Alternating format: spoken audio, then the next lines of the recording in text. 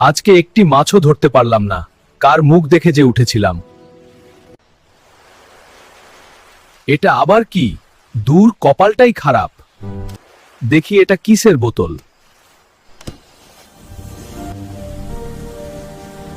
একি একি তুমি কে? আমি একটি দৈত্য। আমি এই বোতলে 100 বছর বন্দী ছিলাম। সে কি? আমি কিছু জানি না, আমি কিছু করিনি। তুমি আমাকে মুক্ত করেছো, আমি তোমার 3টি ইচ্ছে পূরণ করব। বলো তুমি কি চাও? আমি অনেক গরিব, আমার থাকার জায়গা নেই, আমাকে একটি ঘর বানিয়ে দাও।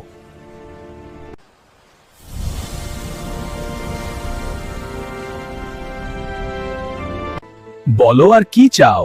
মাছ ধরার জন্য আমাকে একটি নতুন জাল এনে দাও। তোমার শেষ ইচ্ছে কি?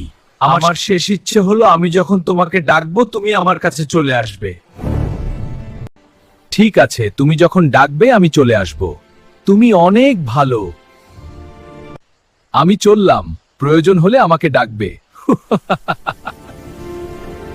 আমার কপালটি খুলে গেল, নতুন বাড়ি পেলাম, নতুন ঝাল পেলাম।